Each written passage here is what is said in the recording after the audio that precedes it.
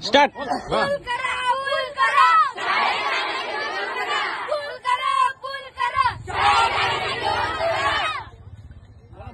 बोला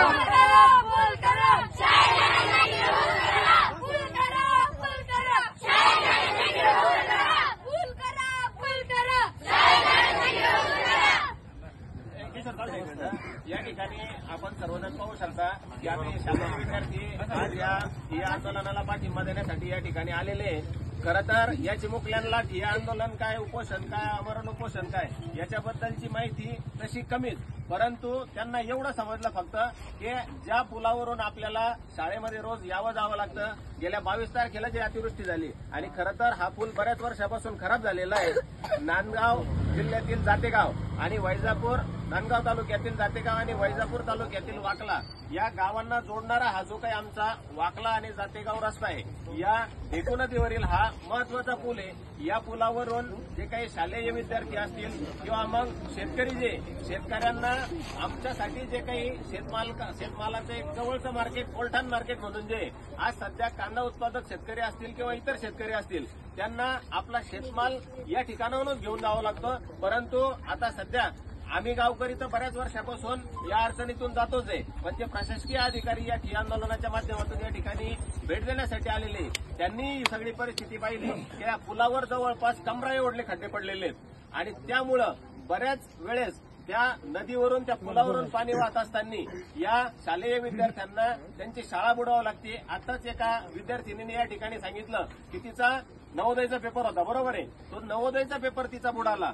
आणि त्यामुळे जे पालक म्हणजे शेती करतात, काबड कष्ट करतात, त्यांची मानसिकता असते प्रत्येक पालकाची का आपला मुलगा, आपली मुलगी तिला चांगलं शिक्षण मिळालं पाहिजे आणि ते स्वतः काबड कष्ट करून आपल्या मुलांना त्या ठिकाणी शाळेत पाठवतात, शाळेची व्यवस्था करतात. परंतु या अशा अडचणीमुळं, जसे की या ठिकाणी आता ही पुलाची अडचण आहे, त्या पुलावरून पाणी वाहत असताना त्या ठिकाणी जाणं येणं, रहदारी बंद होते. त्या विद्यार्थिनीचा नवोदयचा पेपर बुडाला, म्हणजे तिचं शैक्षणिक नुकसान किती मोठ्या प्रमाणात झालं हे सर्व प्रशासनानं याची दखल घेतली पाहिजे आणि त्वरित या ठिय्या आंदोलनाच्या माध्यमातून सर्व गावकऱ्यांच्या वतीनं जे काही प्रशासनाला असेल, शासनाला असेल, लोकप्रतिनिधींना असेल, जे काही या ठिकाणी मागणी केलेली आहे आणि ती रास्त मागणी आहे, बऱ्याच वर्षाची ती एक सुप्त मागणी आहे. आज तिला कुठेतरी या ठिय्या आंदोलनाच्या माध्यमातून आज तिला वाचा फुटली आहे. त्यामुळं या ठिकाणी शेळके साहेब स्वतः आलेले आहेत, त्यांनी ती सर्व परिस्थिती बघितली. त्यांना हीच विनंती असेल तर तुमचे जे काही वरिष्ठ आहेत, अधिकारी असतील, लोकप्रतिनिधी असतील, त्यांना तुम्ही या सर्व जी काही परिस्थिती आहे हिची इत्थंभूत माहिती देऊन यावर त्वरित तोडगा काय काढता येईल. आम्ही त्वरित या शब्दावर याच्यासाठी थोडंसं ठाम आहे की हे जे काही विद्यार्थ्यांचं शैक्षणिक नुकसान होतंय किंवा मग शेतमाल, कारण आजची कंडिशन आपल्याला माहिती आहे की एवढ्या दिवस सांभाळलेला कांदा जो की आज 700 आणि 800 रुपये विकतोय, परंतु तो विकल्याशिवाय आता शेतकऱ्याला पर्याय नाहीये. 22 तारखेला जी अतिवृष्टी झाली, त्या अतिवृष्टीमध्ये या पुलावरून जवळपास 2 दिवस पाणी वाहत होतं आणि त्या काळामध्ये शेतकऱ्याला त्यांचा शेतमाल जो आहे हा त्या मार्केटपर्यंतही घेऊन जाता आला नाही.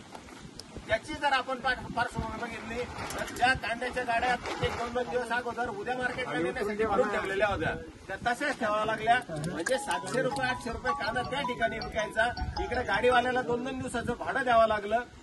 ही कुठे त्याला बसली आणि त्यामुळं आम्ही या आग्रही मागणीवर आहे की प्रशासनानं त्वरित याच्यावर काय उपाययोजना करता येतील त्याचा आम्हाला थोडंसं सविस्तर सांगावं. अजून एक दुसरी गोष्ट की जरी तात्पुरती मलमपट्टी झाली तर याच्यासाठी जो काही ठोस कारवाईची गरज आहे ही या ठिय्या आंदोलनाच्या माध्यमातून प्राध्यापक प्रशांत निकम सरांनी गावकऱ्यांच्या वतीनं जी मागणी केलेली आहे या ढेकू नदीवरील पुलाचं काम, लेंडी नदीवरील पुलाचं काम आणि जातेगाव वाकला रस्ता, तसेच वाकला गावाला जोडणारे सगळे जे काही महत्वाचे रस्ते आहेत, मग त्यात वाकला लोणी आला, वाकला गोंडेगाव आला, वाकला ढेकू आला, वाकला कासरी आला, हे जे काही महत्वाचे रस्ते त्या रस्त्यांच्या संदर्भातही शेळके साहेबांनी वरिष्ठांशी चर्चा करावी आणि इथं आम्हाला त्याचे मार्गदर्शन करावं किंवा आम्हाला त्याची कल्पना द्यावी की यात प्रशासकीय पातळीवर ठोस पद्धतीनं काय होईल. एवढं बोलून थांबतो आणि प्रशासनाने याची लवकरात लवकर दखल घ्यावी अशी या ठिकाणी विनंती करतो गावकऱ्यांच्या वतीने.